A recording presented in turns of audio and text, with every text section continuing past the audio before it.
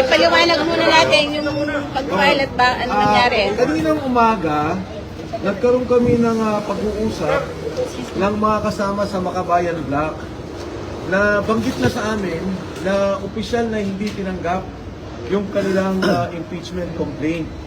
Kaya kami may prepared statement na kami tungkol dito sa ginawa dahil na-anticipate na namin na talaga magkakaproblema sa mismo pag-file namin. At katulad nga na nangyari, at na-anticipate namin, gano'n nga. So if I will be allowed to read the statement, to be clear, distribute na lang siguro. The refusal of the Office of the Secretary General of the House of Representatives to accept the impeachment complaint is a clear violation of both the rules of the House and the 1987 Philippine Constitution. Under the Constitution, the House of Representatives has the sole power to initiate impeachment proceedings. The rules of the House explicitly provide a ministerial duty for the Office of the Secretary General to receive and record impeachment complaints that are duly filed. There is no discretion given to the Secretary General to reject, screen, delay, or block such filings. By refusing to accept the complaint, the office effectively usurps the constitutional authority of the House itself and denies the Filipino people their only lawful mechanism to raise grievances against a sitting president. If I may repeat that, by refusing, it denies the Filipino people their only lawful mechanism to raise grievances against a sitting president. Impeachment is not a political favor. It is a constitutional right. It is the only formal process through which citizens, through their representatives, can seek accountability from the highest official of the land.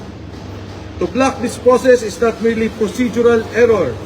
It is a constitutional violation, an obstruction of a lawful remedy, and a direct assault on the people's right to petition government for redress of grievances. The House of Representatives exists to serve the people, not to shield those in power from scrutiny. The rules are clear. The Constitution is clear. The duty is clear. And no office has the authority to silence the people's voice. Maraming salamat po at magandang hapon sa inyong lahat. If I may distribute this. Sir, question. Madagdag ko lang. Yung impeachment complaint is actually a people's complaint. Yun lang. So, hindi kailangan pigilan ang reklamo ng taong bayan. It's a people's complaint. It's a constitutional process na nasa constitution natin na pinoprovide para sa ating lahat. So, Wala na akong idadagdag. Okay na yun. anong masasabi niya hindi tinanggap yung impeachment complaint? Hindi tinanggap.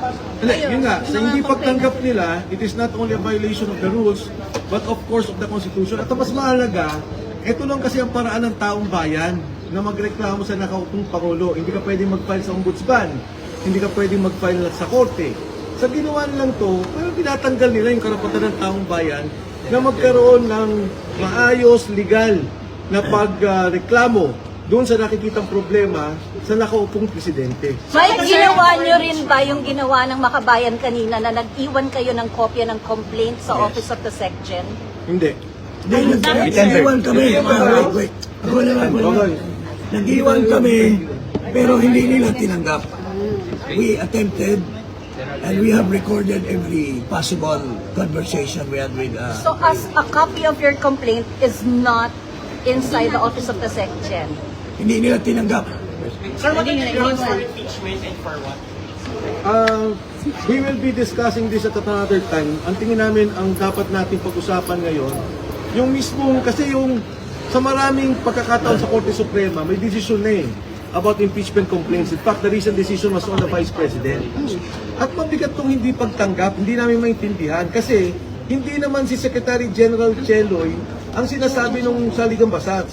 Ang sinasabi ng Saligang Batas, yung opisina. Dapat i-receive nila yun.